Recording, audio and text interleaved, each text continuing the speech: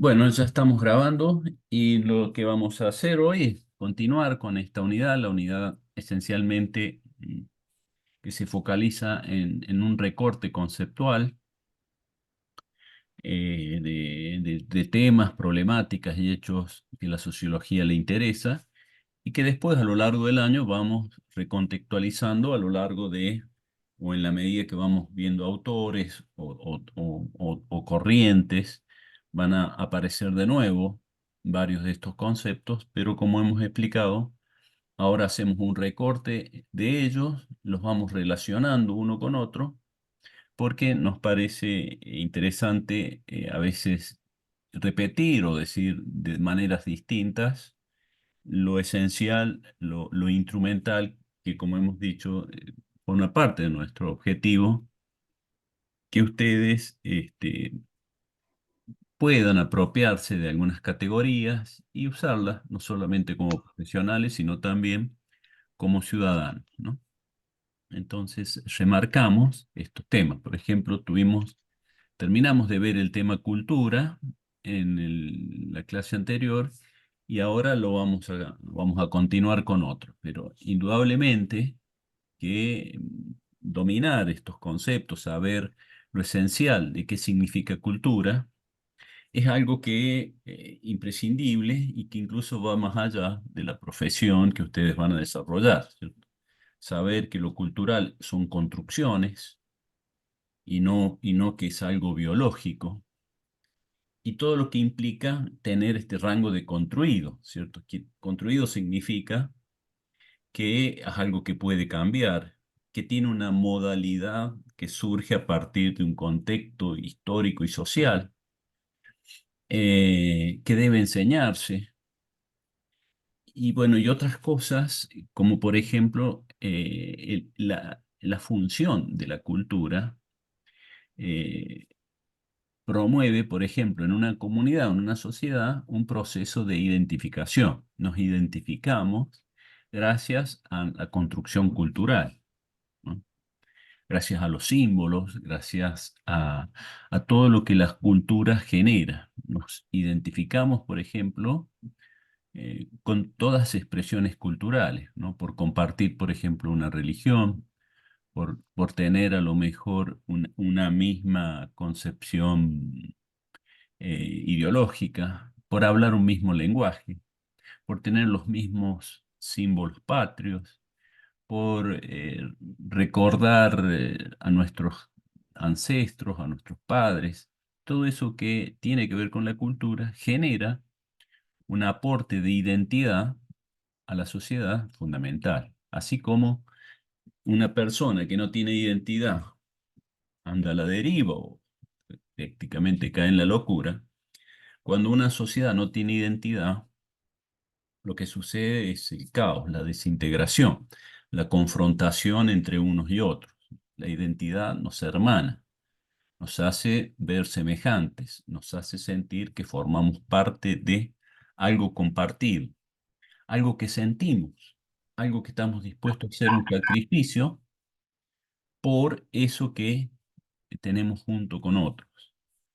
Por eso, estas ideas básicas de la cultura son tan importantes, más allá de que después profundizamos nosotros en la teoría, cuestiones como culturas de clase, cultura urbana, cultura rural, tipos de cultura un poco más específicas. Pero recordar estas cosas básicas nos parece fundamental.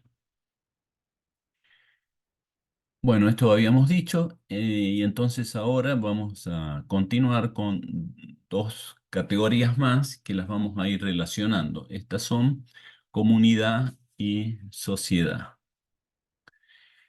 Esta distinción, comunidad y sociedad, nos pueden parecer sinónimos, porque a veces se usan indistintamente en sentido cotidiano, la gente la usa, bueno, la comunidad, la sociedad, etcétera, pero no son sinónimos en la literatura sociológica, sino que están bien diferenciadas y por supuesto que tienen como común que hacen referencia a un tipo de agrupamiento humano, o sea, gente agrupada. Pero la diferencia entre comunidad y sociedad es el tipo de relación que se da en una comunidad y el tipo de relación que se da en lo que se denomina en una sociedad, ¿no?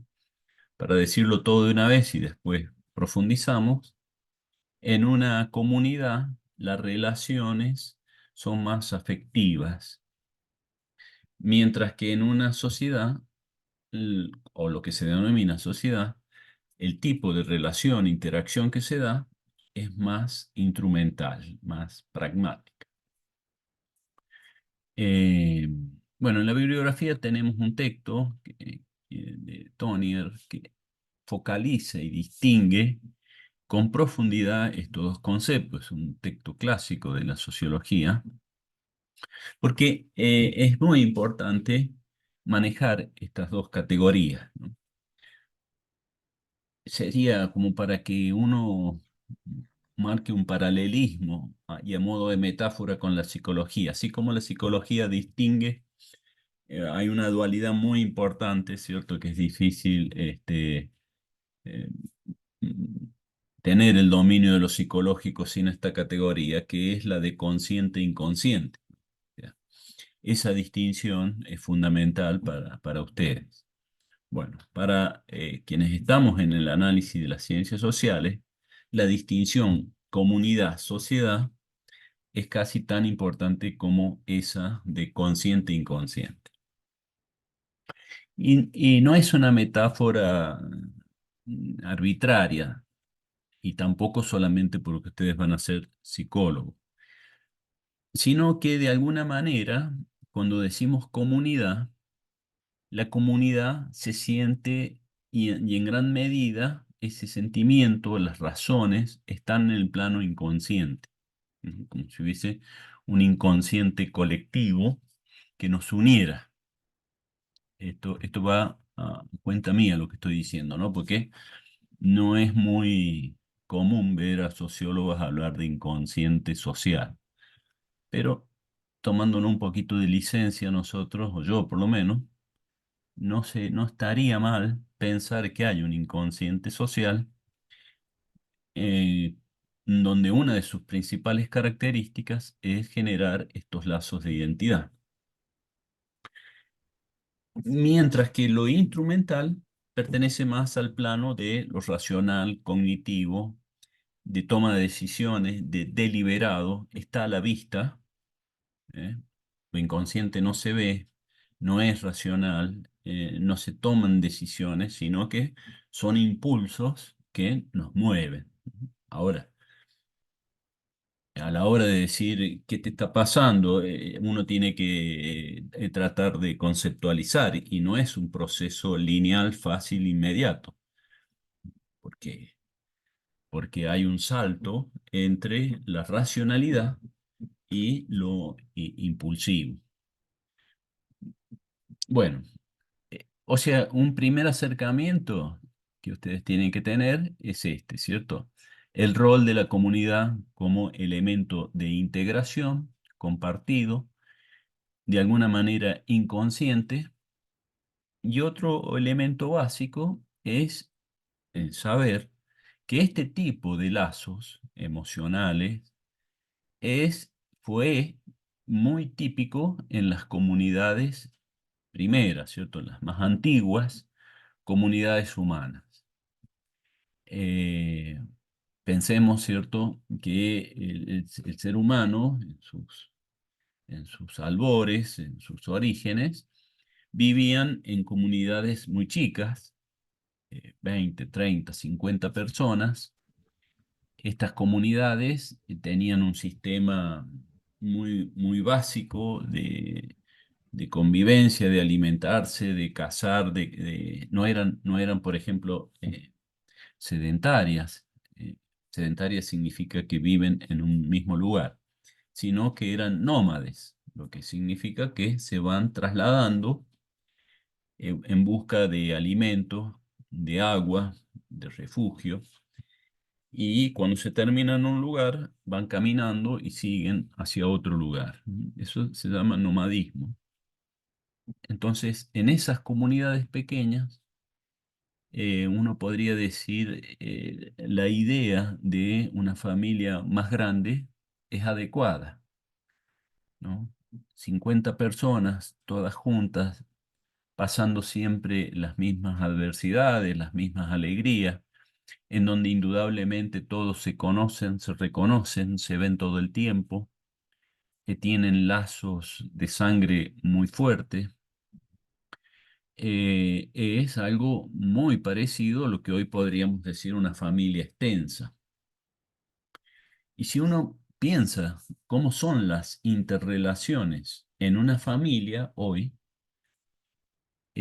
podemos sacar o deducir muchas características que las podemos trasladar a la conceptualización de lo que eran esas comunidades originarias eh, que estamos caracterizando.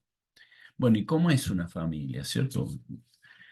Una de las cosas que caracteriza una familia es el afecto como razón que une a las personas. Uno no construye una familia porque les resulta práctico estar con otros, sino porque uno siente afecto con otros y decide, por lo tanto, unirse cotidianamente bajo un mismo techo, compartir la comida con esa persona. Y aparecen los hijos, ¿no? Difícil encontrar un afecto más fuerte que el que los padres sienten hacia los hijos, ¿no? No al revés. A veces los hijos hacia los padres, después de grande, uno se da cuenta todo el afecto que había, quizás de manera inconsciente, ¿no? Pero a veces lo que no cabe duda es la emoción, el fuerte apego de los padres a los hijos. Quizás sea también algo allí, lo emocional está muy cerca de lo biológico, ¿no? Un mandato biológico de tener que cuidar a nuestra prole, a nuestra descendencia. Si no tuviera ese afecto, abandonaríamos a las criaturas y, por supuesto, correría riesgo la supervivencia de la especie. Lo que apega a un adulto, a madre o padre, sobre un recién nacido, es necesario, porque no somos, otro día, ayer, antes de ayer veía justo de pasada un documental de una jirafa. Una jirafita nace y ahí a los 5 minutos ya está corriendo, ¿no? O sea, el nivel de autonomía que tienen otros animalitos no es como el nuestro. Nosotros para tener autonomía pasa mucho tiempo. eh, para caminar, más de un año, ¿no? Para tener fuerza, imagínense un bebé de 2 años que por más que sepa caminar, no puede cazar un animal y alimentarse solo. La dependencia que tiene un bebé de un adulto está biológicamente estructurada. Por lo tanto, el apego emocional de los padres hacia los niños no es una decisión, tengo que tener el cuidado a mis hijos, sino que es algo muy fuerte que nos viene muy de lo profundo, muy desde adentro, y ahí está. Brisa.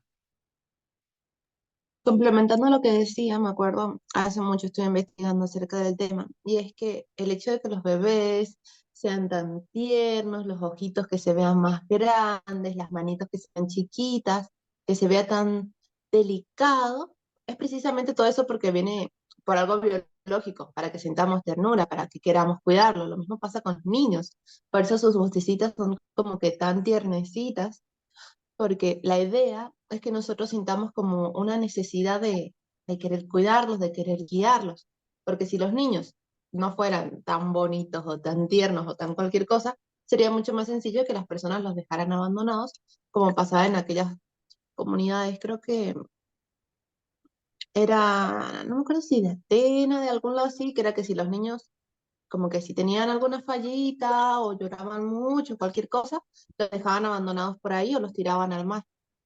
Eso. Sí es. Este, nosotros acá en el Power enseguida incluso tomamos el concepto de familia y lo confrontamos, lo marcamos como como algo distinto a lo que es, por ejemplo, una empresa.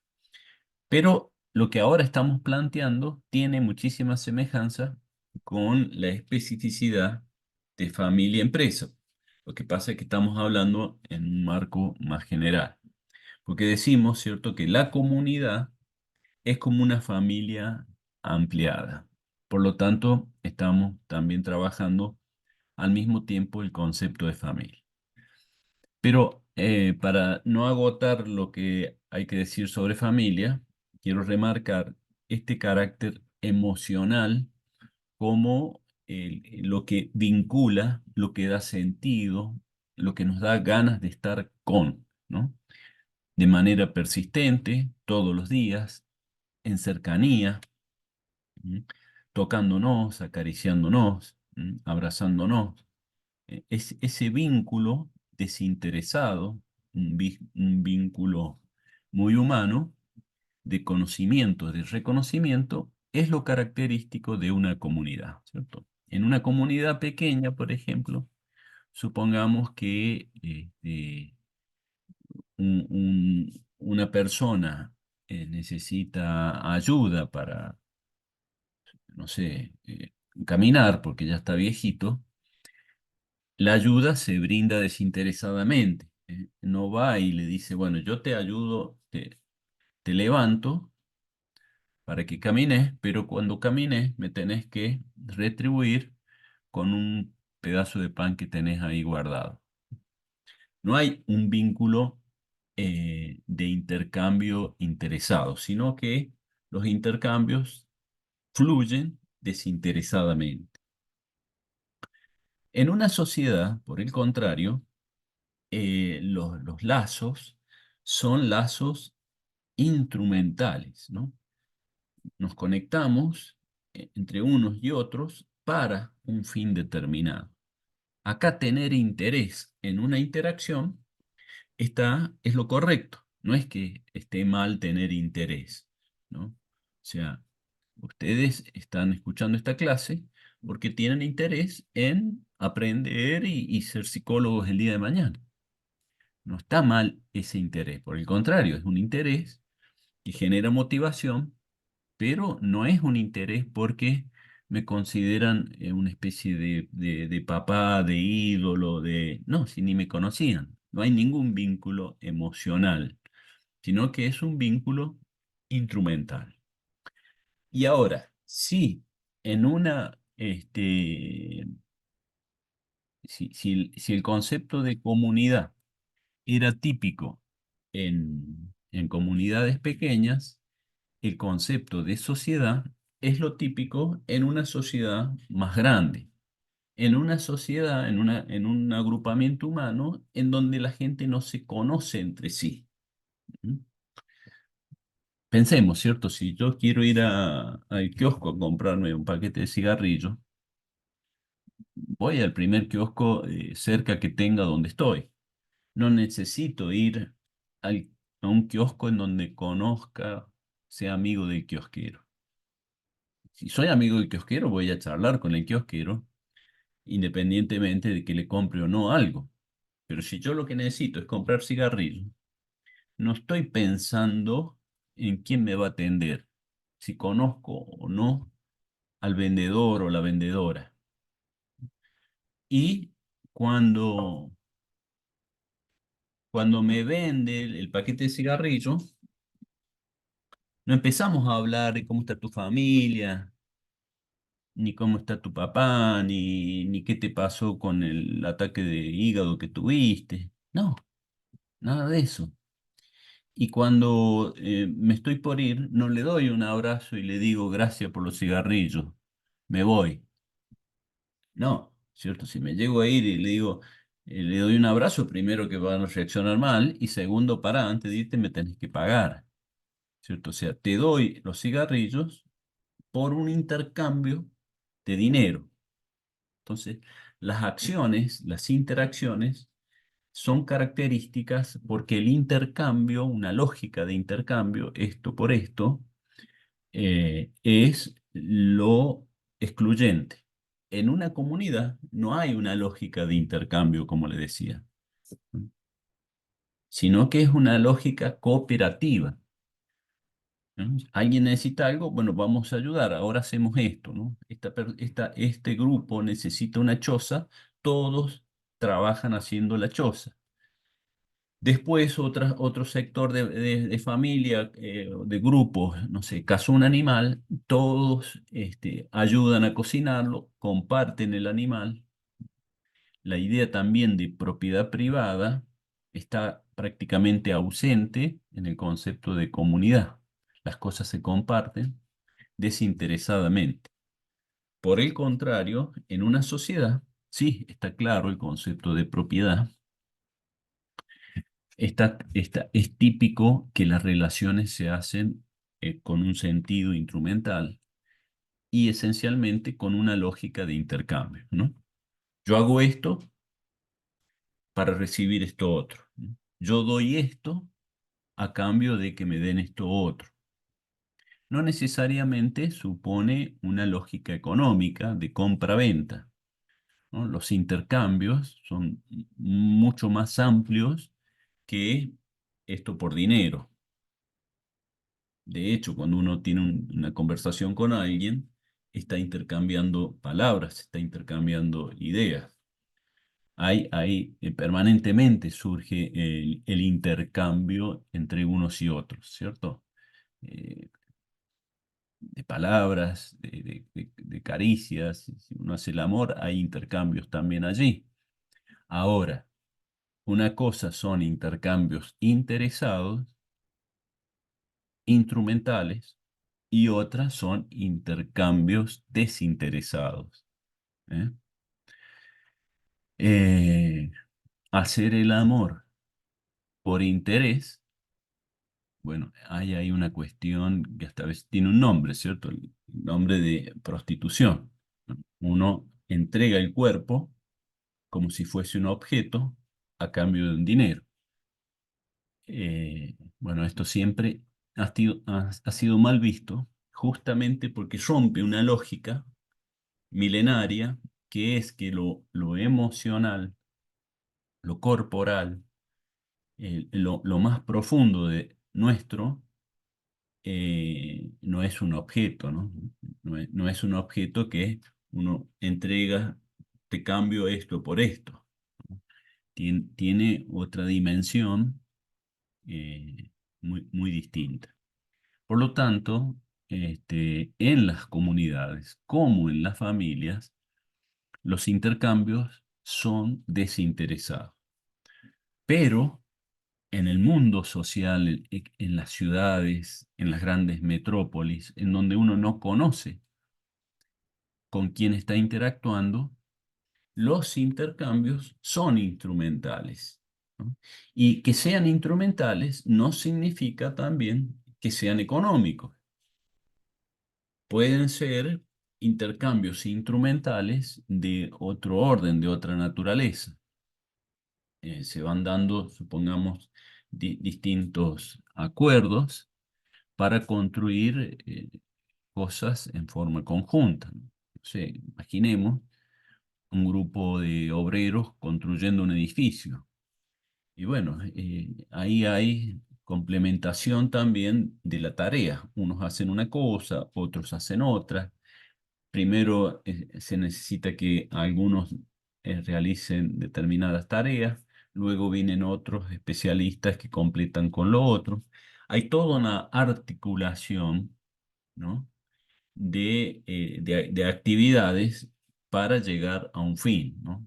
La idea de medios fines, articulación de medios para llegar a un fin, es bastante típico de lo que se denomina una sociedad. En cambio, en una comunidad no hay muchos medios para llegar a un fin. Son casi todas metas inmediatas que se llevan a cabo. Es muy importante también, antes de pasar de tema, marcar eh, el tema de si uno conoce o no conoce con quién está interactuando. Supongamos, en una comunidad también puede haber, por ejemplo, una especie de compraventa de, no sé, una familia de una comunidad, supongamos, de 100 personas, ¿no? Incluso actual, no necesariamente de hace miles de años atrás, pero que sí viven en un pueblo chiquito, un pueblo chico donde todos se conocen, son nada más que 1000 pobladores de ese lugar. Bueno, si son 1000, casi seguro que todos se conocen. Allí, cuando uno tiene un auto, supongamos, y se lo vende a otra persona, esa otra persona es prácticamente un familiar, casi seguro. Entonces es difícil que medie un contrato con un escribano. ¿Por qué? Y porque si vos me decís que me lo vas a pagar así en tres veces, yo confío en vos porque te conozco. Vamos al club juntos, nos juntamos en los cumpleaños, hacemos esto juntos. No hace falta firmar un papel y mucho menos hacer certificar esas firmas con un escribano público, cosa que uno sí hace en una ciudad que le vende un vehículo a alguien totalmente desconocido. Lo publicaste por una red social, vino alguien y te dice, te lo compro, pero me falta un dinero que te lo completo dentro de un mes. Bueno, mira, vamos a firmar un documento, esa firma la vamos a certificar. ¿Eh? Disculpa la desconfianza, pero no te conozco, no tengo por qué tener confianza. No sé si se va a cumplir esto o no. O cuando ustedes alquilan un departamento, van y tienen que tener un contrato, ¿cierto? Porque no son parientes del propietario. Ahora, si son parientes del propietario, o supongamos los padres muy amigos del propietario, y posiblemente no exista un contrato. ¿Por qué? Por ese conocimiento, confianza que hay. Entonces, este elemento subjetivo de confiar en el otro, de conocer al otro, tiene un impacto sobre el tipo de relación que se manifiesta entre unos y otros. Si hay conocimiento y hay confianza, se puede prescindir de estas cuestiones como el papel, la escritura, la intervención de un funcionario público para resguardar, para garantizar lo que con la palabra se puede acordar. Uno puede decir, te alquilo este departamento, me pagas tanto dinero, actualizamos cada tanto, lo que se rompe lo reparas y se terminó. ¿Estamos de acuerdo? Estamos de acuerdo y la palabra alcanza y sobra. Pero eso no se da siempre, eso se hace en una comunidad. En una sociedad, la intervención de lo público, en virtud del desconocimiento, se hace necesario. Bueno, si bien, como les decía yo, para distinguir y clarificar los conceptos, las comunidades es lo típico de las sociedades más chicas y originarias, mientras que la sociedad es lo típico de lo contemporáneo y sociedades grandes, sería un error creer que la comunidad desaparece en la actualidad. Y acá vuelvo a lo que decía en un principio. La comunidad, por más que estemos en una sociedad grande, está como un inconsciente compartido. Es un sentimiento de comunidad el que nos hace salir a gritar los goles de Argentina, por ejemplo, ¿no? A todos nos emociona la selección. Ahora, ¿por qué tenemos esos símbolos, ese club, esa pasión por un deporte? Y bueno, en gran medida, en gran medida, esa pasión se incrementa, se gesta, permanece, porque precisamente es compartida por prácticamente todos. Es decir, pasa a tener un efecto de integración del cual disfrutamos, ¿cierto? O sea, disfrutamos de tener esa pasión compartida. no sé si soy claro, pero por ejemplo, ¿cierto? A mí nunca me gustó el fútbol. Voy a poner un ejemplo remitiéndome a una experiencia personal. Nunca me gustó el fútbol. Y sin embargo, hace muchos años, un amigo me pidió, vamos a la cancha a ver Estudiante con Rosario Central. Fuimos hasta Rosario a ver el partido. Y subimos allá, no teníamos casi nada de plata. Lo más barato, allá arriba de todo, estábamos viendo el partido. Y yo decía, pero escúchame, no hubiésemos visto por televisión, íbamos a ver mucho mejor el partido que acá. Mirá los kilómetros que hicimos, pagamos entrada, perdimos un día, una noche viajando, etcétera, para ver lo peor que por la tele. Y este muchacho amigo, que él sí era un fanático de fútbol, me dice, pero si lo importante no es solo ver el partido, sino estar acá con los hinchas, ¿no? Es decir, el saltar con otros, el agitar las banderas, el sufrir con otros, el cantar, ¿no? Y alientos y no alientos a la contra, ¿no? El tener una contra ahí cerquita, con el cual a la salida se armaban las grescas.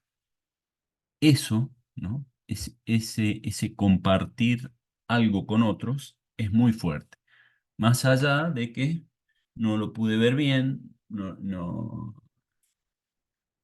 que podría haberlo visto mejor desde otro lugar, ¿no? Pero claro, uno desde la tele no comparte con la hinchada el partido, ¿no? No canta, no se insulta. Esa pasión que también es binaria, ¿cierto? De afecto y de confrontación, ¿no? De amor a uno y medio de odio a otros, alienta ese entusiasmo. Bueno, estaba diciendo, ¿no? Que elementos comunitarios de integración siguen en una sociedad contemporánea, compleja, articulada, con tareas muy diferenciadas. Y acá me había olvidado de este elemento, también característico de una sociedad y una comunidad, el tipo de tareas que se realizan. En las comunidades, las tareas son simples y además muy intercambiables entre uno y otro. Por ejemplo, ¿qué tipo de tareas se daban en comunidades estas que yo les decía que eran nómades? Bueno, cazar, recolectar frutos, cuidar los chicos, cocinar, construir una choza, 10, 15 tareas. Y que además uno puede hacer una cosa hoy y hacer otra mañana y hacer otra pasado mañana. En cambio, en una sociedad compleja como la nuestra, existe una alta diferenciación y especialización de tareas, ¿no?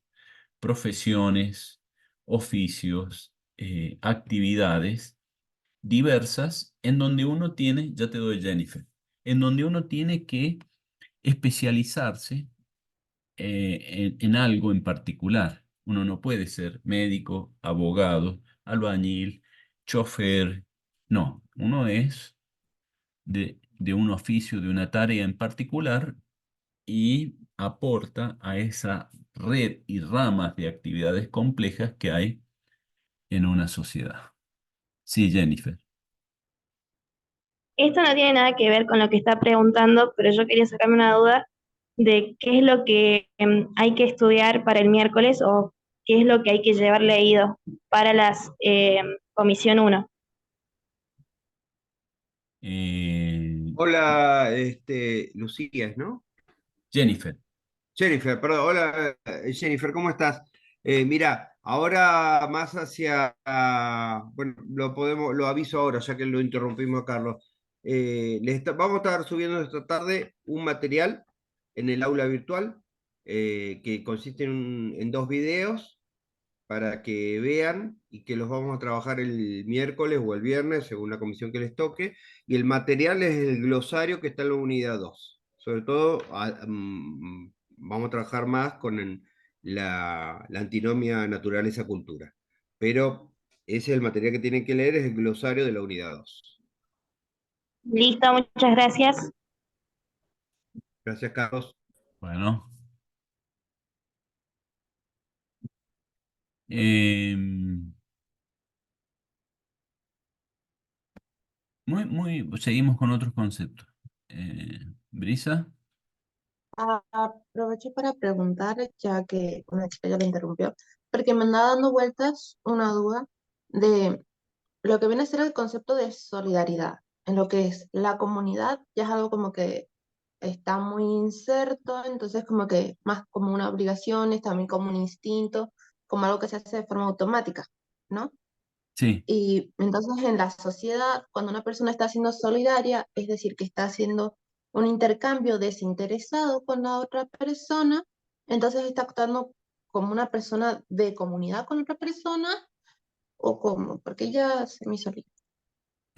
Bueno, lo que pasa es que efectivamente la solidaridad es algo típico común de las comunidades, ¿eh? Uno es solidario con un Ujú, hermano, los padres son solidarios con los hijos, etcétera. La solidaridad caracteriza a las comunidades. Eso no significa que en una sociedad alguien que es solidario lo, tiene ese gesto de solidaridad porque siente un apego emocional con el otro. O sea, en una sociedad se puede ser solidario también por convicciones ideológicas o por creencias ujú, religiosas o por ujú, afinidades de otra índole, ¿cierto? O sea, puede ser que la solidaridad surja por una convicción más racional, ¿no? También, por supuesto, que no, pero les recuerdo, también puede confundir esto, puede estar confundiendo el hecho que yo les decía, que hay que distinguir estos dos planos. Cuando uno distingue dos planos, y más cuando he dicho que una se da en las comunidades primitivas y antiguas y otra en las sociedades modernas contemporáneas, también les señalé que no es que en las sociedades contemporáneas, complejas, modernas, desaparezca el sentido de comunidad. Por el contrario, incluso después nosotros cuando profundicemos un autor que es Durkheim, esto lo vamos a volver a ver, Durkheim utiliza estas dos dimensiones y señala, ¿cierto?, que el sentido de comunidad es como un soporte, como si fuese el tronco de un árbol, que sostiene y facilita que después se den actividades específicas diferenciadas, como las ramas de un árbol. O sea que la idea de comunidad está en la base, sosteniendo, dando firmeza a integración, a tareas diversas, especializadas, que se dan en las sociedades modernas y contemporáneas. Aún en las sociedades modernas y contemporáneas, ese sentimiento, esos afectos, esos lazos solidarios son imprescindibles, son necesarios para que la sociedad no se desintegre. Recuerden ustedes algo que dije desde un principio de la primera clase y lo vamos a seguir sosteniendo. Las sociedades, eh, para muchos, yo también me inclino un poco por ese pensamiento, eh, corre siempre el riesgo de la confrontación, de pelearnos entre unos y otros, ¿no? Es decir, el estado casi natural del ser humano sería el choque, el conflicto entre las partes. Para que no se dé esa confrontación, esa fragmentación, ese caos, es preciso muchas cosas, ¿no? Preciso que la convivencia se sostenga, se regule, se controle, se castigue a quien rompe las reglas de la convivencia.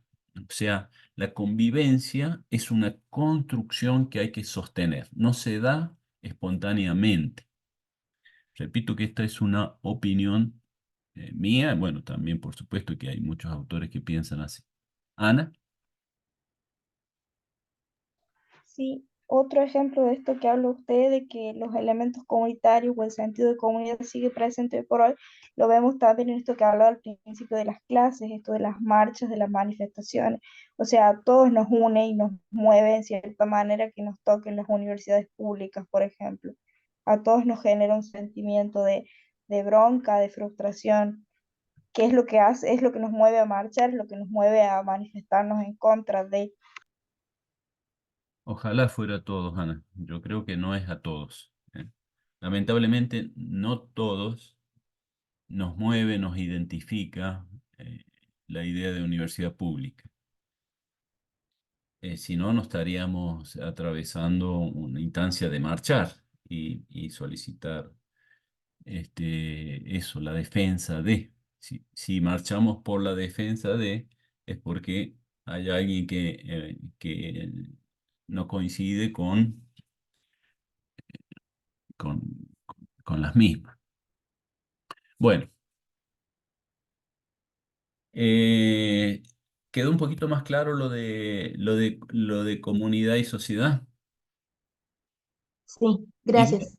sí, igual vamos a ir viendo otros conceptos muy relacionados a este de comunidad y sociedad, porque como les decía, es una distinción bastante primaria en el análisis social, ¿no? Entonces, cuando hablamos de familia y empresa, aparece de vuelta. Acá vamos a hablar o hablamos de religión y racionalización, aparece de vuelta. Cuando Durkheim utiliza conceptos de solidaridad mecánica, solidaridad orgánica, aparece de vuelta. Cuando Bourdieu utiliza la distinción de prácticas interesadas y prácticas desinteresadas, aparece de vuelta. Es decir, vamos a tener esta referencia de comunidad y sociedad en muchísimos temas y a lo largo de todo el año. Por eso también la hemos puesto acá después de lo biológico y lo cultural como el segundo concepto esencial, básico que describimos. Eh, Así que ahora que vamos a ver, por ejemplo, este otro, creencias, razones, ideologías, racionalizaciones, eh, la distinción pasada nos sirve perfectamente porque se complementa con esto otro. Bueno, estos conceptos, ¿cierto? De creencias versus razón, la podemos abordar desde varias miradas, ¿no? Una primaria también, de vuelta, una comparación con lo psicológico, es la distinción, ¿cierto?, de lo que se siente y lo que se piensa, la razón y el corazón. Muchas veces se hace esta distinción de que los humanos tenemos dos dimensiones, ¿no? Una emocional y otra racional. El corazón y la mente. Usando la metáfora del corazón, acá yo le dibujé un corazón en el Power, donde, bueno, claramente es una metáfora, no es que lo que sentimos lo sintamos en el corazón, ¿cierto? Pero el órgano corazón es una metáfora de las emociones, ¿no? Y la razón, en la mente, en lo neurológico, como otra dimensión. También hay razones que no están en nuestro aparato neurológico, ¿no? Razones prácticas, por ejemplo, ¿no? Del hacer. Eh, bueno, estas dos dimensiones, primero señalar que cuidado con creer que son las dos dimensiones básicas del ser humano. No, son dos dimensiones importantes, pero por ejemplo falta el hacer. Sentir, pensar, no agota todo nuestras capacidades de vinculación como lenguajes con el medio. También está el hacer y también está el percibir. Percibimos al mundo, interactuamos en el mundo, sentimos al mundo y pensamos al mundo. Por lo menos 4 grandes dimensiones. Ustedes en psicología, bueno, hace muchos años se veía un material, ya capaz que ya no, que son las áreas de la conducta. Ahí aparecían estas dimensiones. Y si mal no recuerdo, el autor era Blecher. Si mal no recuerdo, ¿no? Porque muchos años atrás. Bueno, estas dimensiones humanas, la razón, la creencia, tienen impacto en la vida social. O sea, si bien la sociedad no es la suma de lo individual, claramente en lo social hay capacidades humanas, factores humanos, que impactan en lo específico de lo social, que por allí son las organizaciones, los temas, el trabajo, la economía, pero bueno, la economía es una dimensión que existe porque hay necesidades humanas que responder. Entonces la gente trabaja para poder alimentarse. O sea, siempre en última instancia aparece lo biológico, lo humano. E insisto en esto, ¿cierto? O sea, si bien no podemos pensar que lo social es la suma de lo individual, tampoco podemos decir que lo social no tiene nada que ver con lo individual, con las características del ser humano. No. Hay hay un filósofo, a mí me gusta una frase, quizás ya se la han dicho, que, que es Protágoras, que dice, el hombre es la medida de todas las cosas. Si el hombre es la medida de todas las cosas, también lo social tiene la medida del hombre. La medida significa que tiene las dimensiones humanas, por más que sea una construcción racional, cultural, en un momento determinado. Si uno, no sé, piensa en un automóvil, claramente que ahí hay tecnología, hay ciencia, hay objetos transformados. Sin embargo, un automóvil tiene puertas para que las personas puedan entrar, tienen asientos para sentarse, tienen un volante para que se pueda agarrar con la mano, tiene pedales para que con nuestros pies podamos operarlo. Es decir, tienen la medida del humano. ¿Mm? Y bueno, y todo, no solamente el auto, sino que las carreteras, las señales de tránsito, todo tiene la medida del humano. Bueno, me fui un poquito de tema con Protágoras, pero como estamos haciendo estas metáforas con lo individual, este, vale por ahí detenerse un poco, creo. Cuando hablamos de creencias, nuevamente acá, las creencias se sienten, las creencias son fuertes. Ustedes utilizan mucho el concepto de instinto, ¿cierto? Pero casi podríamos decir que tienen una fuerza instintiva, ¿no? Está mal decirlo, pero quiero plantear la fuerza de las creencias. Y una creencia eh, no necesariamente tiene que tener argumentos racionales para sostenerse, para mantenerse, para perpetuarse. ¿No? La creencia no se alimenta de argumentos lógicos y racionales, sino que se alimenta, la creencia tiene otras fuentes de alimentación, podríamos decirlo, ¿no? Tiene que ver con la pasión, tiene que ver con las cercanías. eh, si, por ejemplo, uno dice, ¿vos creés en Juancito? Supongamos en una pareja, ¿no? Eh, Rosa y Juan. Y uno le pregunta, Rosa, ¿vos creés en Juan? Sí, creo.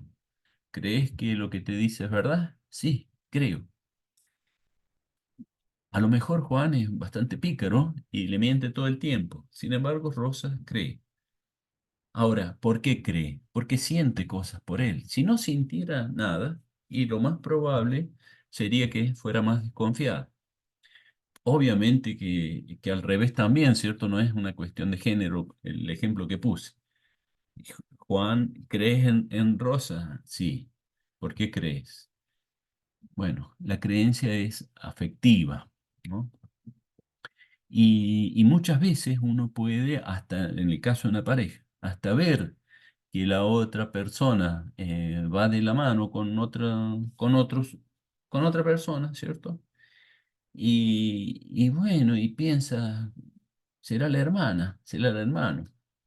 Y cuando le pregunta, le dice, no, lo que pasa es que le dan cualquier argumento y ya está, ya es suficiente. ¿Por qué? Porque siente, ¿no?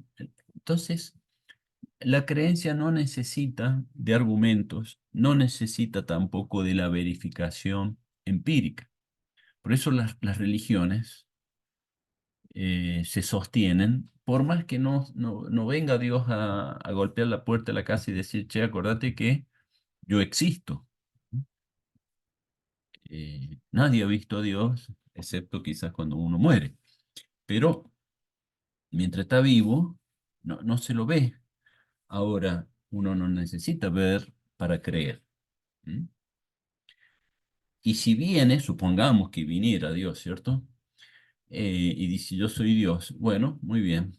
Ahora convénceme por qué existís. Tampoco se le pide una lógica. Y entonces Dios viene y explica, ¿no? Eh, por qué existe Él, por qué existimos nosotros, por qué existe lo que existe, racionalmente. No sucede. Y si fuese necesario, bueno, uno no se da esto de que, mira, lo que me estás contando no tiene, no coincide lógicamente con mi lógica, ¿cierto? O sea, que vengas y digas que creaste el mundo en 7 días y que el domingo te pusiste a descansar, en 6 días y el domingo descansaste. No me parece muy lógico. Bueno, no importa que no sea muy lógico. No, la creencia no necesita de argumentos lógicos, necesita de otras cosas. ¿Eh? Eh, Ahora, que no necesite de argumentos lógicos, que no necesite de la percepción empírica, así, de ver o de escuchar,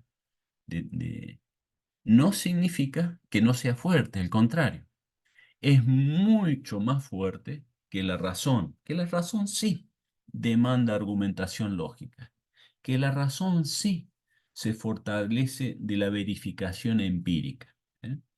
El conocimiento con la percepción se nutren directamente y fluye ahí todo el tiempo, ¿no? La razón se alimenta de la percepción, ¿no? Las palabras, por ejemplo, que son racionales, se fluyen, se solidifican, se manifiestan cuando éstas tienen un contenido referencial a cual se hace mención, ¿no? Incluso la matemática, por ejemplo, ¿no? Cuando se enseña matemática, los chicos ahí aprenden a sumar, aprenden con la referencia concreta. Vamos a sumar. Acá tenemos una manzana y acá tenemos otra manzana. ¿Cuántas manzanas tenemos? El hecho de ver la manzana nos ayuda a la conceptualización de la unidad. Una unidad, dos unidades. Y luego podemos distanciarnos de esa referencia concreta. Bueno, lo que quiero marcar, ¿cierto? Es la fluidez, la retroalimentación entre la razón con la percepción. Mientras que la creencia se nutre, se fortalece de la acción, del hacer. Las creencias, por ejemplo, cualquier religión, tienen rituales de retroalimentación. ¿Mm? Ritual es una práctica, es un hacer repetido, sistemático, con una forma determinada que hay que hacer y volver a hacer y volver a hacer. Ese hacer contribuye a mantener la creencia viva, ¿cierto? No importa a veces el qué hacer, no importa si es caminar en una procesión o si es la que fuera, ¿cierto? Acciones, lo importante es que sí existan acciones eh, constantes. Y más si esas acciones se hacen en comunidad, se hacen junto a otros, no si hago una procesión solo. Acá los puntanos vamos a la Villa La Quebrada, ¿cierto? No tiene mucho efecto ir cualquier día caminando a la Villa La Quebrada. No, se va un día en donde va todo el mundo. Entonces se camina en procesión juntos hasta la Villa La Quebrada. Ese caminar juntos tiene una fuerza muy importante, distinta a caminar solo. Bueno, entonces, las creencias son esta cuestión eh, de sentimiento que requiere y se nutre de la acción.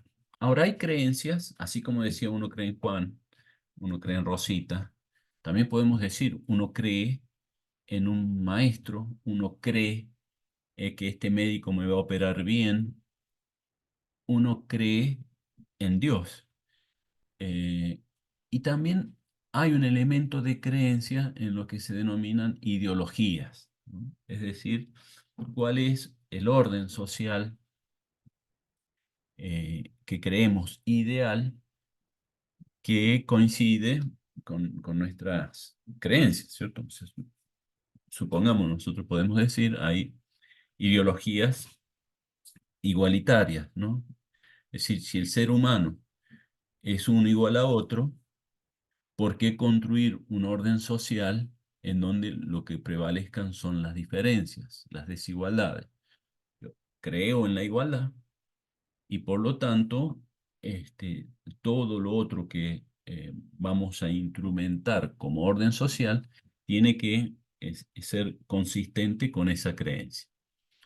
Es decir, vamos de vuelta, una ideología son ideas vinculadas a un orden social, pero muy atada a valores o a un valor determinado.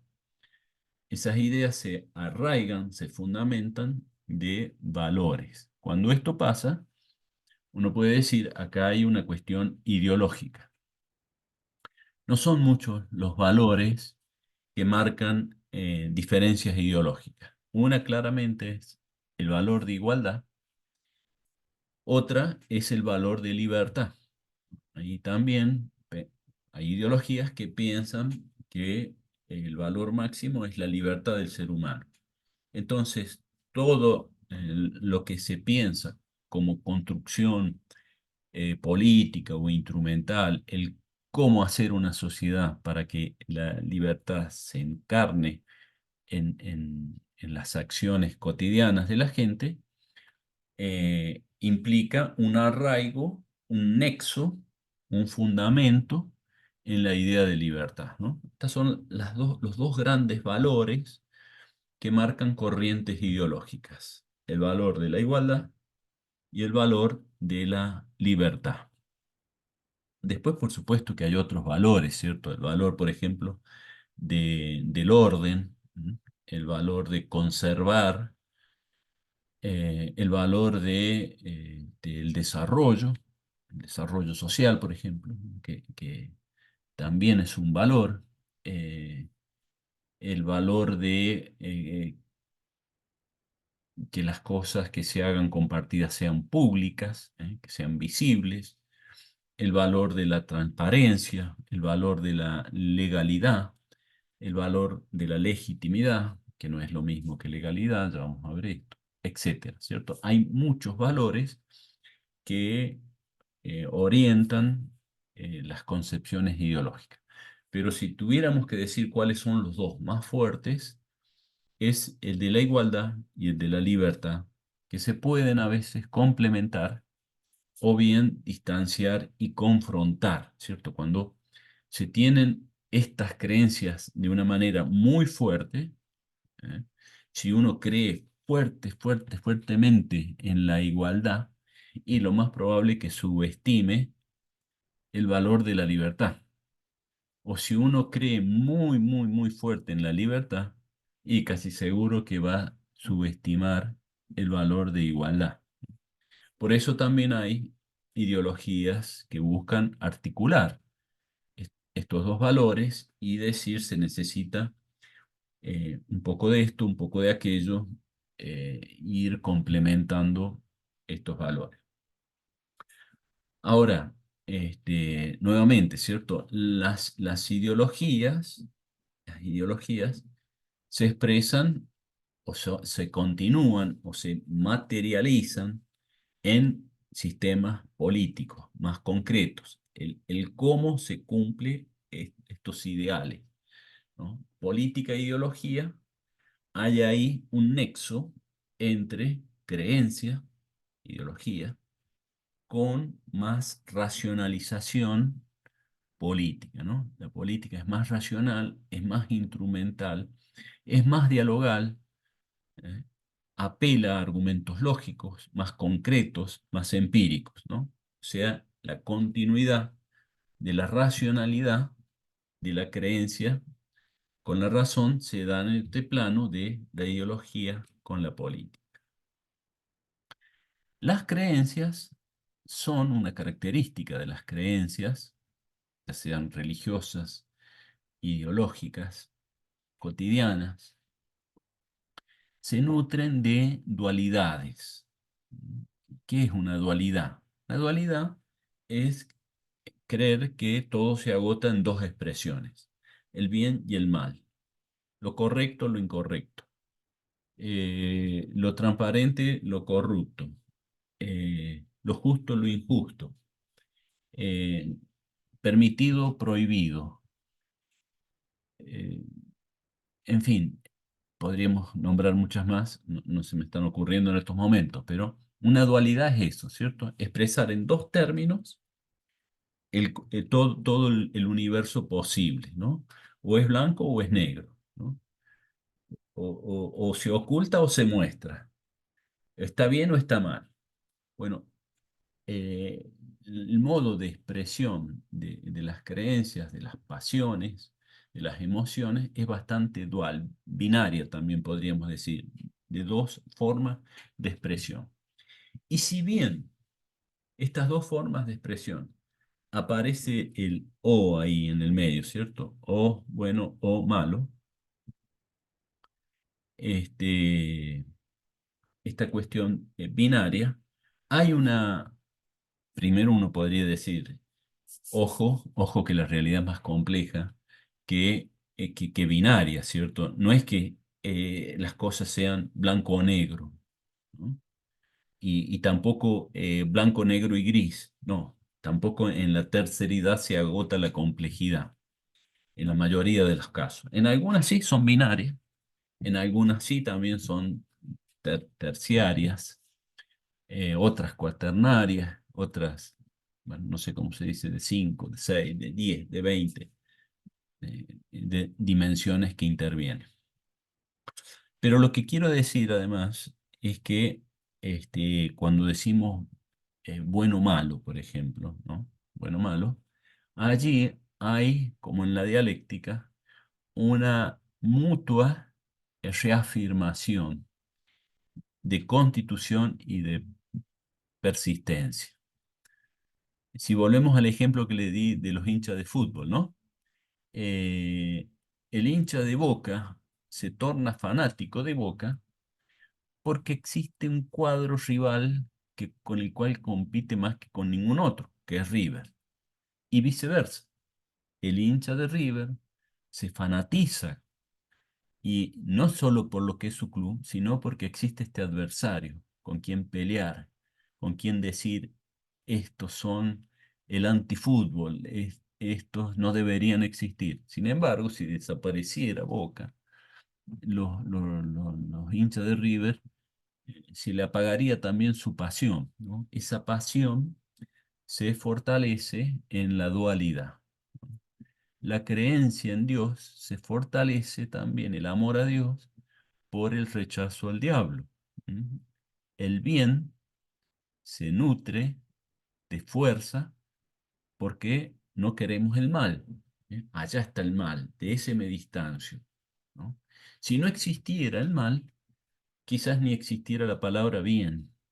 No está el mal. Bueno, si no está el mal, no existe el bien. Hay ahí, en esa tensión dual, una autoafirmación de cualquiera de los dos términos. Bueno, en el mundo social, también en el mundo familiar, en el mundo personal, tenemos que tener cuidado, de vuelta, ¿cierto?, con creer en términos y pensar todo en términos binarios. Generalmente y casi todo excede lo binario. Ahora, lo que sucede es que en lo binario encontramos rápidamente eh, una orientación. En lo binario nos sentimos cómodos de nuestra manera de pensar. Esto es así y así y ya está. Y listo. Entonces, en ese y listo, uno siente que ya visualiza bien todo. Están los buenos y están los malos. Bueno, es un tanto infantil muchas veces, ¿cierto? En los niños es lógico que suceda, ¿no? Que ven un dibujito animado y en el dibujito animado sí, están los buenos, están los malos. Está el policía y está el ladrón. Pero ya cuando uno ya está más grande, que la razón se explaya más, puede ver que no es tan simple la realidad. ¿Eh? No es que están los malos y todos juntos ya allá, y los buenos que son aquellos que están allá. No, se dan las cosas más mezcladas. La gente que decíamos es buena también tiene actitudes no tan buenas. Los malos por allí tienen códigos. A mí en una época hace mucho me gustaba leer sobre los códigos de la mafia. Y no es que, y porque me sorprendió, porque no es que los mafiosos sean todos malos, ¿no? Y todo lo que hacen es malo y es mafioso y es oculto y no, también tienen códigos entre ellos, ¿no? Por ejemplo, el código justamente de la familia tiene una fuerza en las mafias muy importante, son muy familiares. Y uno podría decir, pero qué raro, ¿no? Y bueno, ¿no? Esto, hace muchos años leía un libro de García Márquez, me parece que era El coronel, no tiene quien le escriba, ¿no? Que relata en Colombia, García Márquez colombiano, ¿no es cierto? Y relata un poco el narcotráfico y las guerras que había con el narcotráfico en la Colombia misma, que había secuestros, que había extorsión, que había de todo tipo de violencia que, que los narcotraficantes ejercían sobre la población, sobre los jueces, sobre los periodistas, etc. No me acuerdo bien si era en un secuestro que habían hecho a una periodista, un grupo de sicarios, ¿no? Narcotraficantes. La tenían ahí secuestrada y la iban a matar.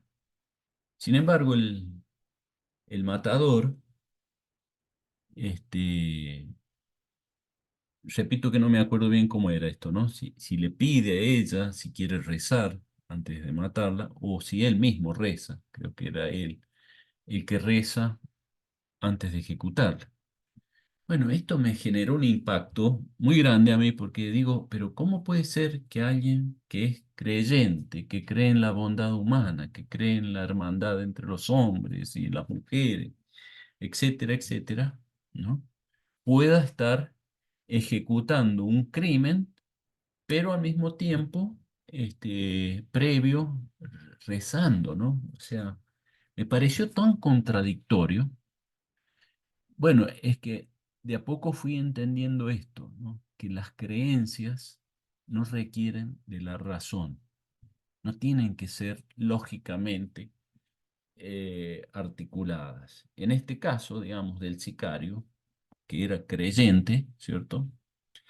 No tenía por qué él, en su esquema lógico y racional, comprender que su creencia chocaba con lo que estaba haciendo en su vida, que cualquier creyente, cualquier sacerdote le hubiera dicho, che, no va lo que estás haciendo está mal, ¿eh? O dejas de creer o dejas de ganarte la vida como sicario. No, no podés ser católico y sicario, ¿cierto? Pero sin embargo, eso eh, se, se daba, ¿no?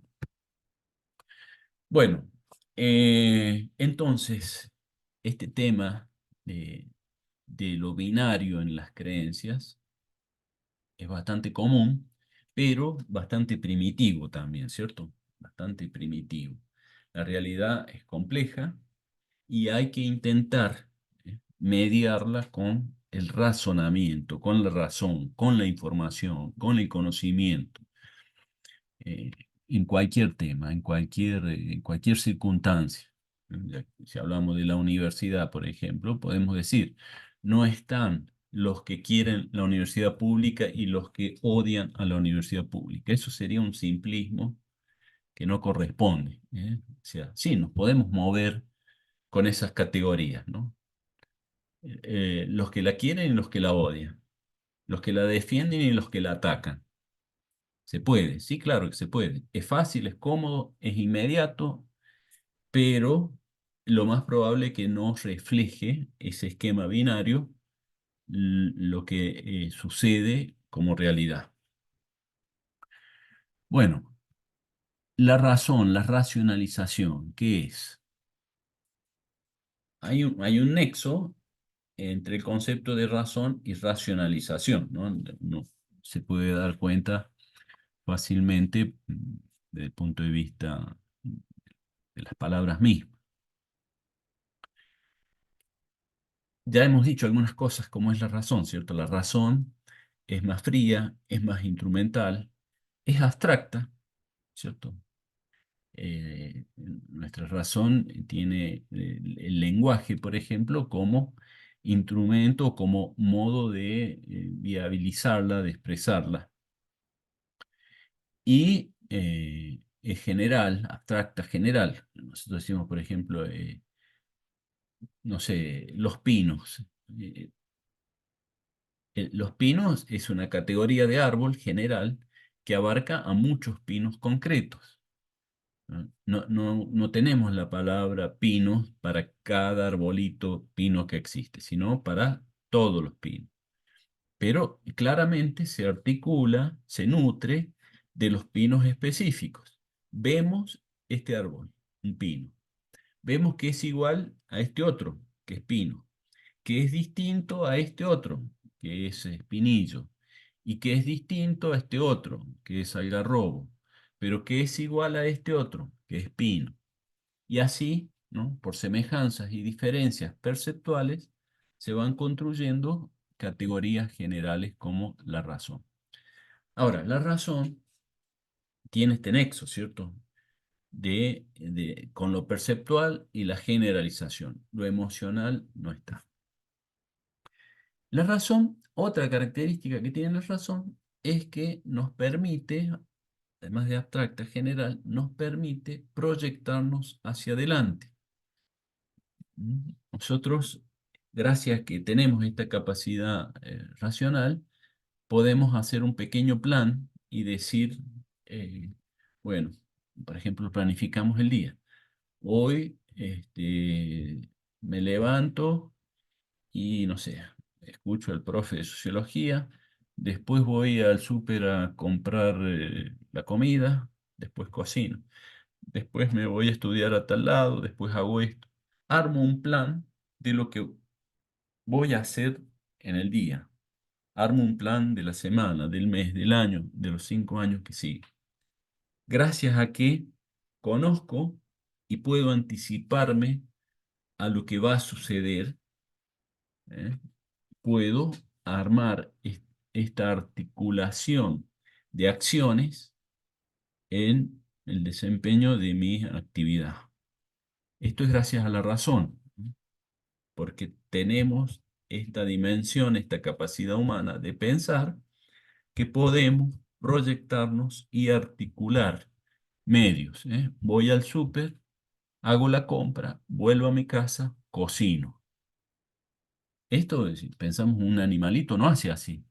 Come lo que caza inmediatamente. No hace mediaciones proyectadas para después lograr su finalidad. Articular medios para llegar a un fin supone que uno puede posponer la gratificación inmediata de las acciones. Cuando uno es muy emocional, cuando uno es meramente biológico, lo que caracteriza las acciones es la inmediatez de la gratificación. Hago esto porque siento esto ahora. Corro porque tengo miedo, descanso porque estoy cansado. Hago esto porque me gusta. Busco agua porque tengo sed. No hago una planificación de purificar el agua para...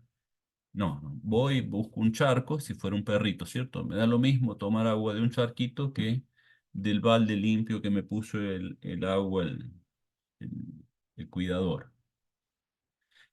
Bueno, otra característica entonces, abstracta, se nutre de lo perceptual. Está íntimamente vinculado al futuro, orienta la acción hacia el futuro, coordina medios con fines. ¿Mm?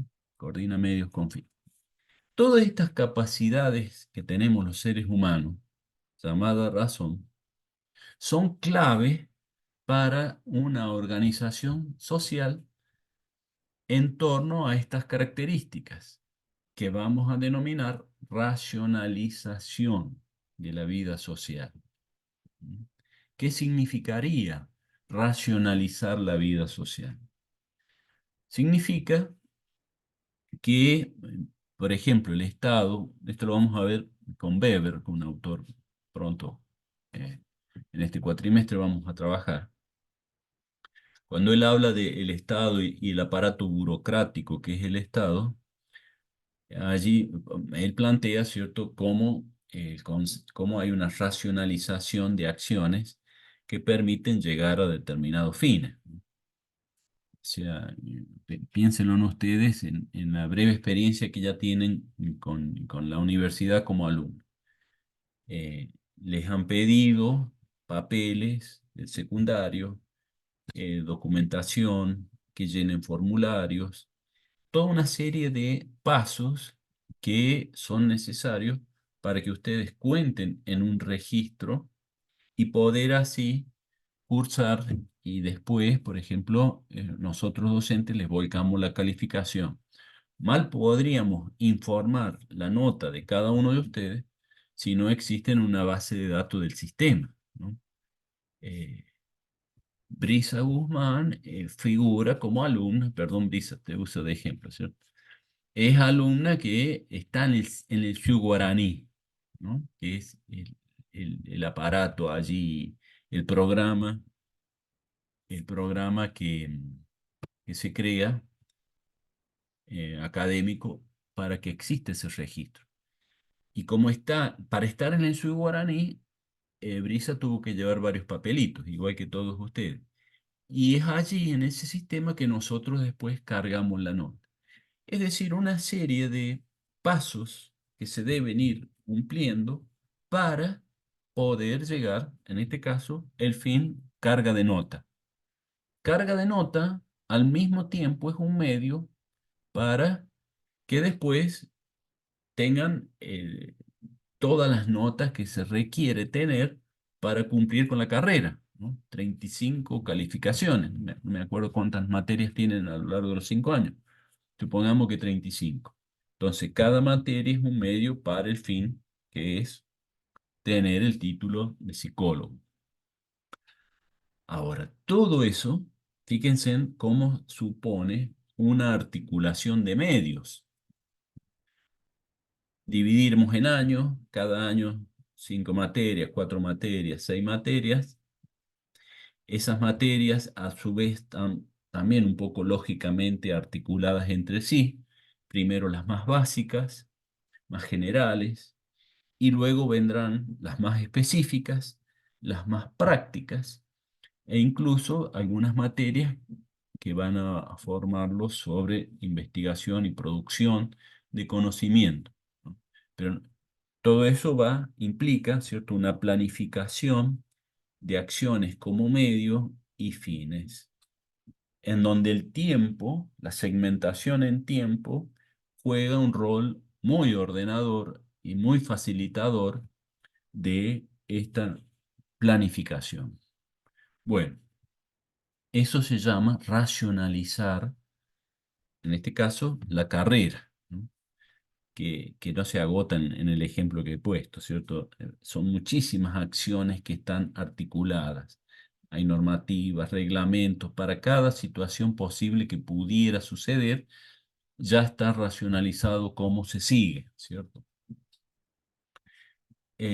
Bueno, la sociedad moderna, en gran parte, y de la mano del Estado moderno, ha racionalizado su forma de convivir, de resolver sus temas económicos, culturales, legales, eh, cómo se resuelven los conflictos, cómo se transita en la ciudad, cómo educarnos, cómo obtener salud. Toda nuestra vida cotidiana encuentra una racionalización plasmada, y que bueno, que claramente no la estamos viendo, pero que aparecen todo el tiempo en nuestras vidas, ¿cierto? Como les digo, desde si manejamos una motocicleta, el carnet, para tener el carnet hay que dar una prueba de que conocemos las reglas de tránsito. Hay ahí una racionalización plasmada. ¿Venimos a estudiar a la universidad? Bueno, ya hablamos de la racionalización que hay allí. Lo que hagamos, ¿cierto? Lo que hagamos, encontramos en una sociedad pautas que indican cómo debemos movernos. Claro que acá uno puede decir, hay niveles, hay magnitud de cuánto orientan esas racionalizaciones, ¿no? Cuánto se mete esa racionalización en nuestras vidas. Y acá también vuelve lo ideológico, por ejemplo, ¿cierto? Si tenemos un tipo de ideología más igualitaria, seguramente la racionalización es mayor, es más profunda, se meten más temas. Si creemos más en el valor de la libertad, se tiende a dejar muchos espacios sin regular, porque la racionalización regula, ¿no? Dice cómo hacer esto, además de que articula esos cómo, al mismo tiempo, en sí misma, está prescribiendo un modo de realización. ¿Se entiende esto? Porque creo que tiene un nivel de complejidad que si no lo entienden, lo vemos de explicar de otra manera o con otros ejemplos, pero me gustaría escuchar preguntas, comentarios, algo.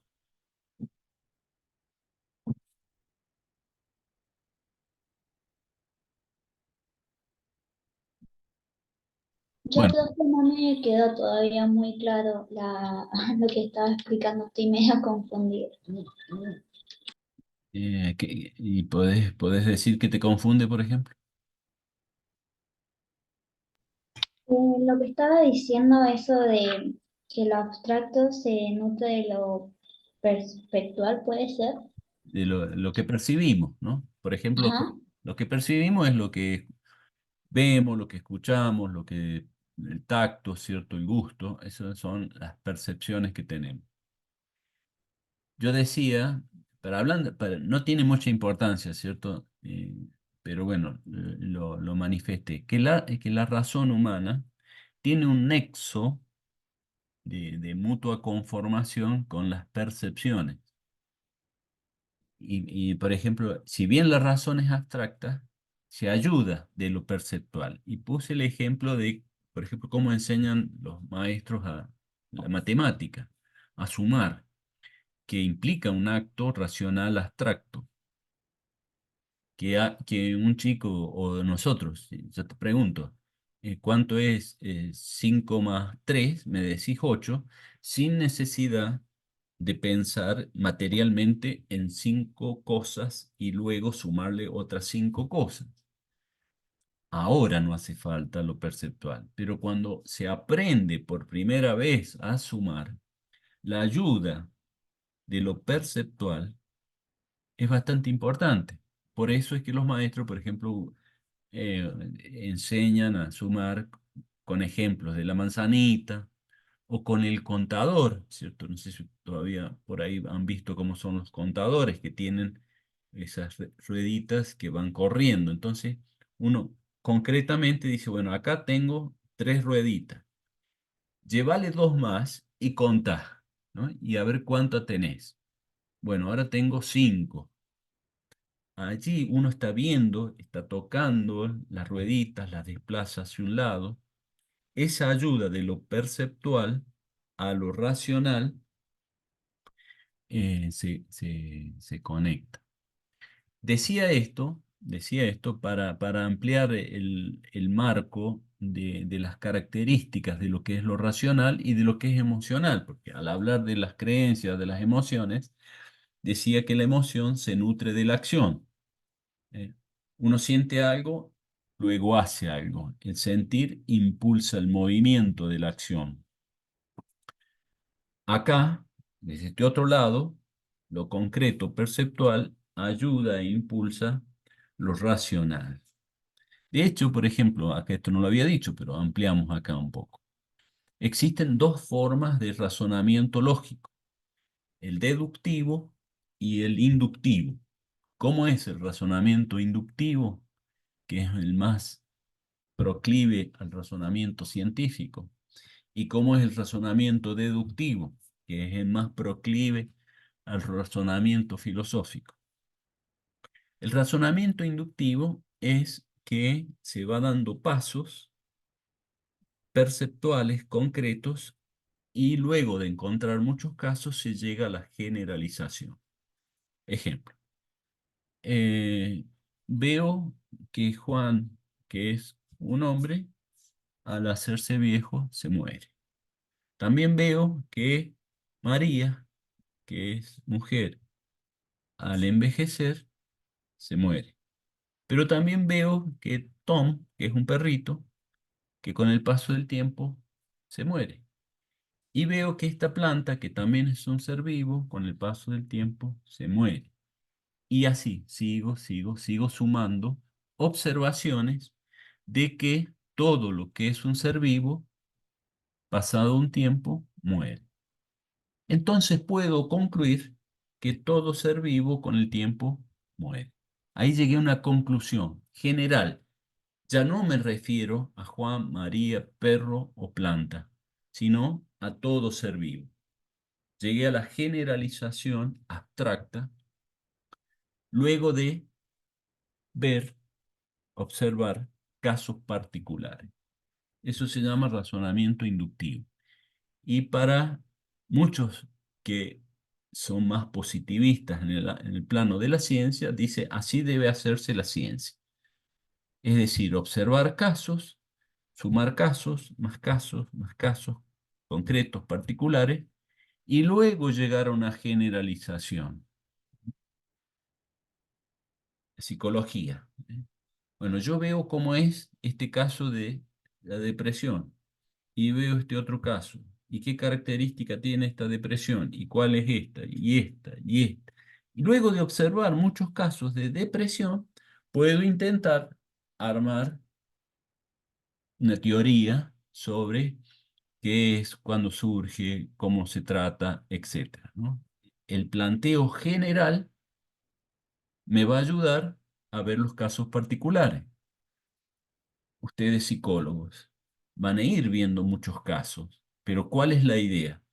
Que después ustedes dominen estas tipologías, las teorías, para poder atender y vincular el caso concreto, que les va a llegar un consultorio, que van a ver, no sé, en una institución, allí el caso concreto, puntual, y ustedes con la teoría en la cabeza, ¿cierto? La teoría general.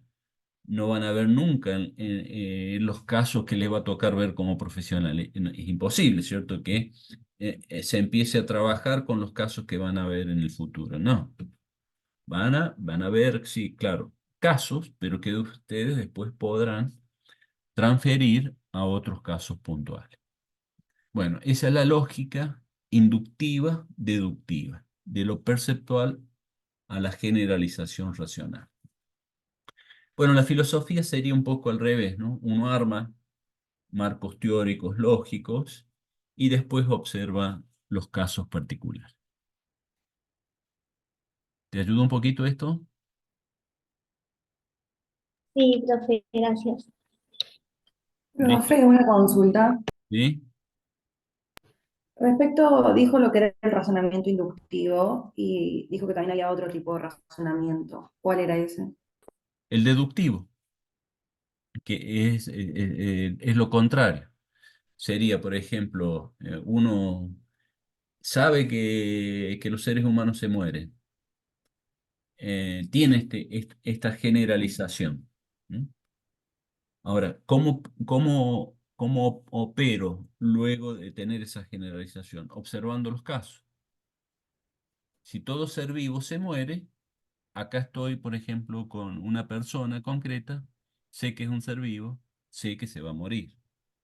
¿Mm? ¿Por qué sé que se va a morir? Y porque tengo la ley general, todo ser vivo se muere. Entonces voy desde lo general al caso particular. Ese es el razonamiento inverso, ¿no? Inductivo es de lo particular, llego a lo general. El deductivo es tengo lo general, observo lo particular. Casi que nosotros podríamos decir que ustedes se van a ir formando con una lógica inductiva, viendo casos, ir construyendo teoría. Cuando se reciban, van a trabajar más deductivamente. Van a tener la teoría, van a ver los casos.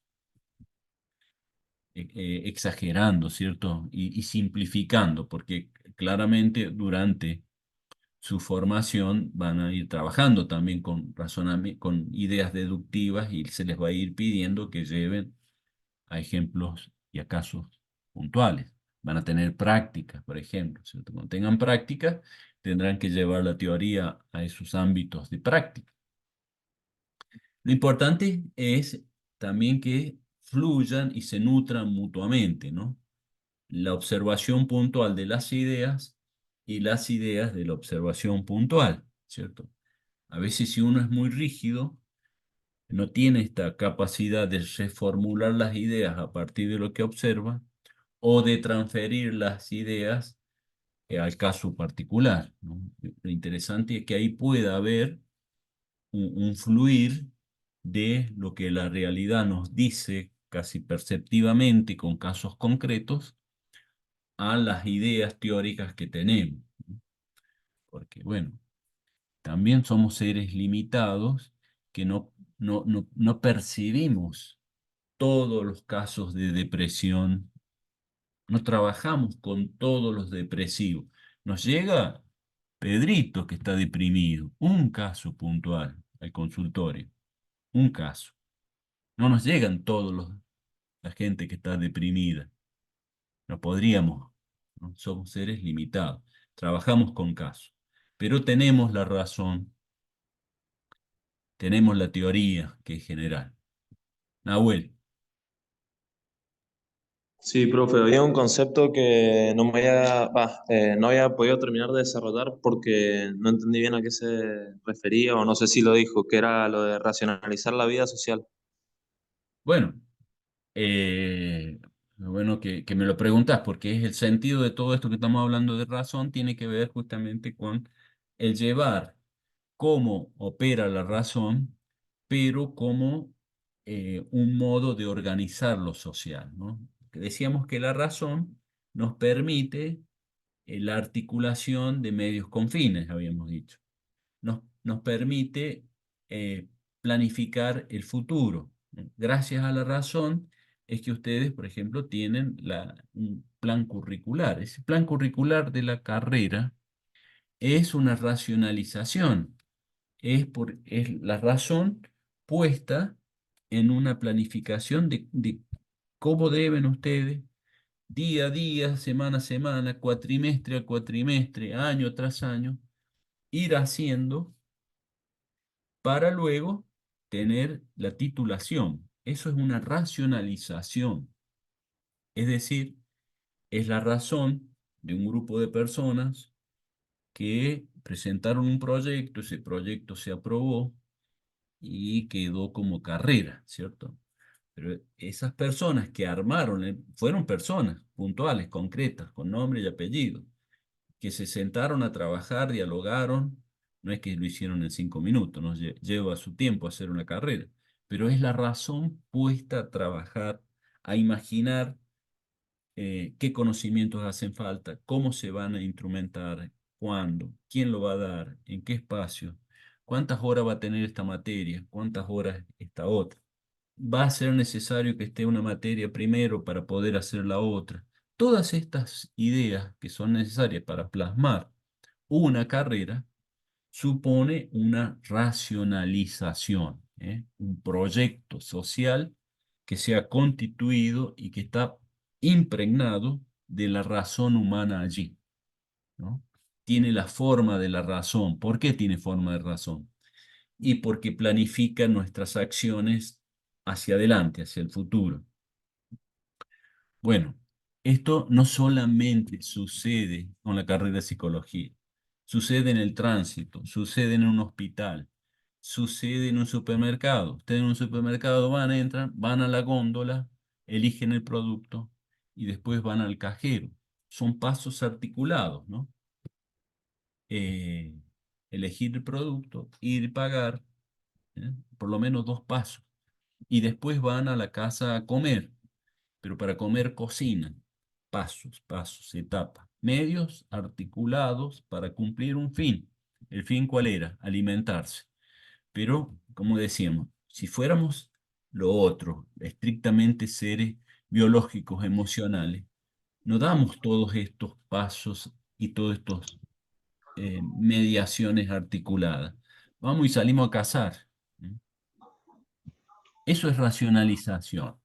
Ahora, también dije, ¿cierto?, que esto no se da de una vez para siempre. A medida que más complejas son las sociedades, más racionalizaciones intervienen. También dijimos que hay un actor fundamental que es el racionalizador por excelencia. No sé si lo dije, pero bueno, ahora lo digo, que es el Estado. El Estado es la razón por excelencia que racionaliza, que articula las acciones sociales. ¿Mm? El gran planificador y articulador es el Estado. Por supuesto que no es el único. Ahí te doy, Facundo. También las costumbres, las tradiciones están plagadas de normas, de pautas, de cómo debemos interactuar. Eso no es estatal, ¿eh? Eso es acciones tradicionales que también suponen una racionalización porque dicen, acá te hay que hacer esto para llegar a tal fin. Facundo. Buenas, profesor. Hola. Le quería preguntar, buen día, consultar que en la teoría de este día usted quería comunicar solo los temas de comunidad y sociedad, creencia y razón. Esos 2 temas fue los que abarcó en toda la clase de hoy.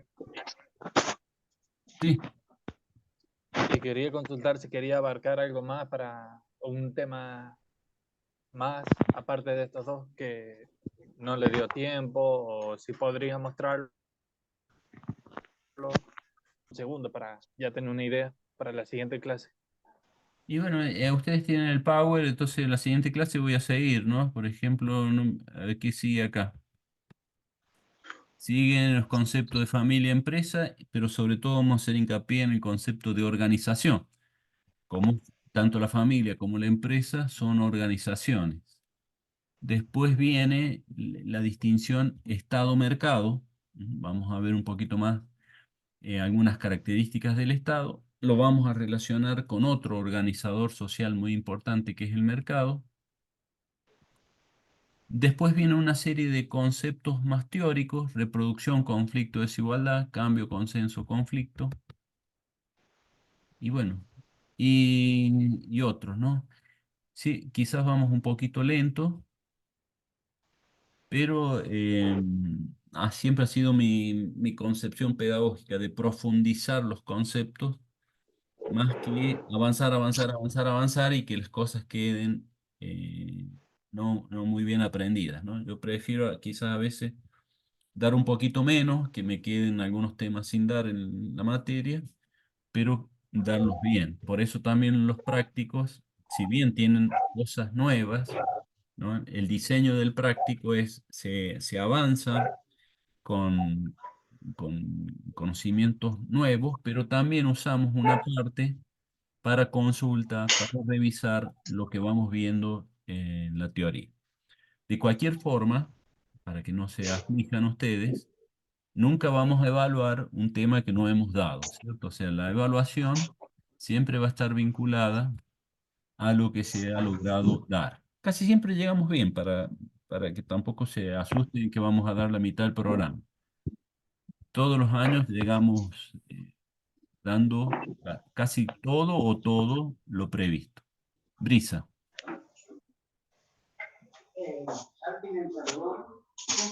Sí, una pregunta algo rápido porque lo explicó y se me perdió ¿Qué y cosa? no lo alcancé a notar.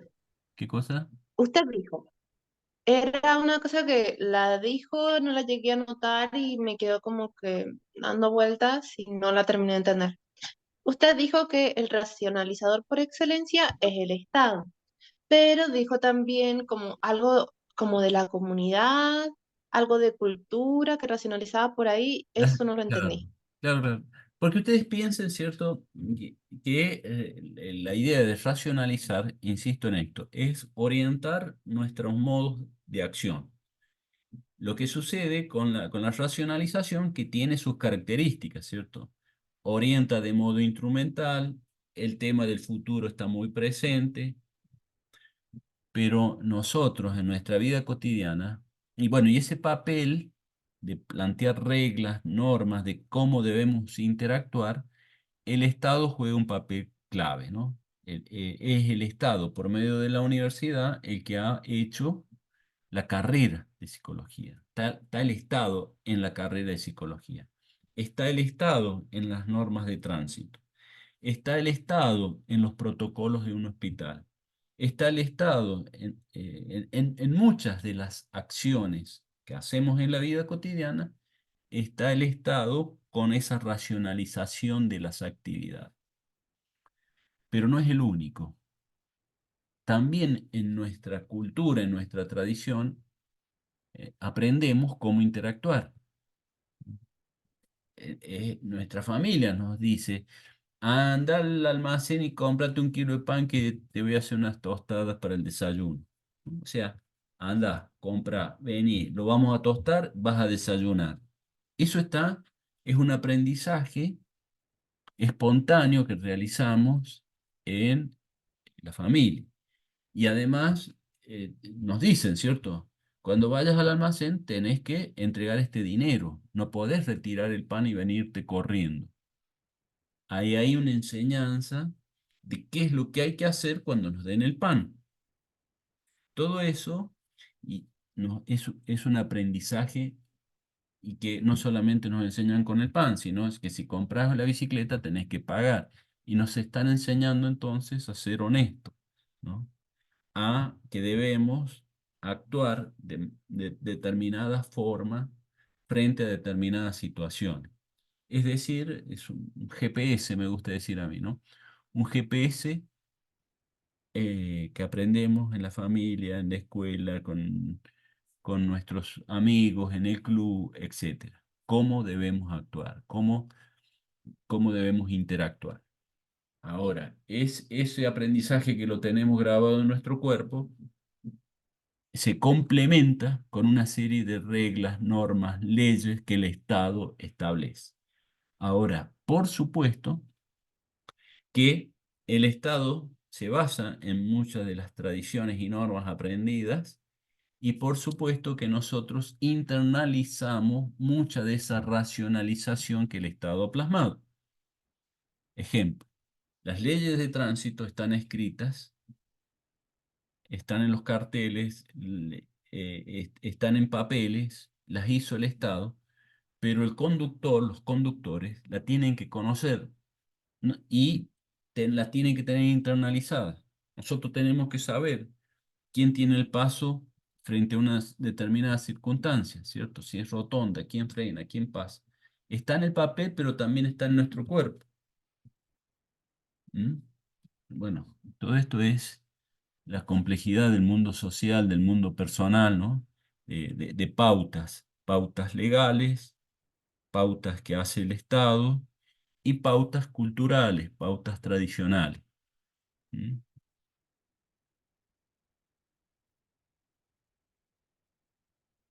¿Alguna otra duda?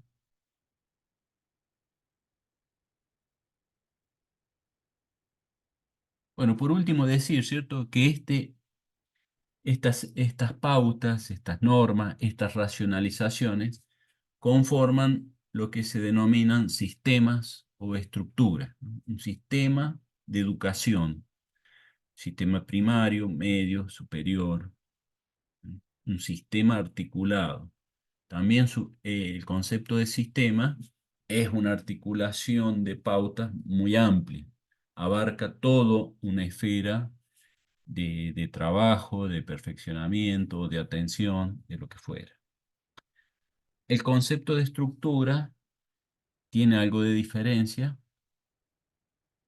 con el de sistema, aunque es parecido, porque también son pautas, normas, pero uno podría decir, las estructuras son pautas que orientan acciones o formas de decir eh, que están más en nuestro cuerpo, en nuestros inconscientes colectivos, compartidos. La estructura de clase, por ejemplo, la estructura lingüística. Son pautas internalizadas, compartidas, con una gran fuerza. Sería como que las estructuras son más culturales, emocionales, coercitivas, mientras que la idea de sistema es más racional, visible, eh, deliberado, más racional. Bueno, no se afligen porque estamos haciendo abstracciones de los conceptos, ¿eh? Ya después, por ejemplo, cuando trabajemos el concepto de clase, vamos a volver a esto de las cuestiones estructurales, cómo pauta una clase, cómo regula, etc. Estimados alumnos, que tengan un buen día y Gracias, profe. nos seguimos en los prácticos. Gracias, profe. Bueno,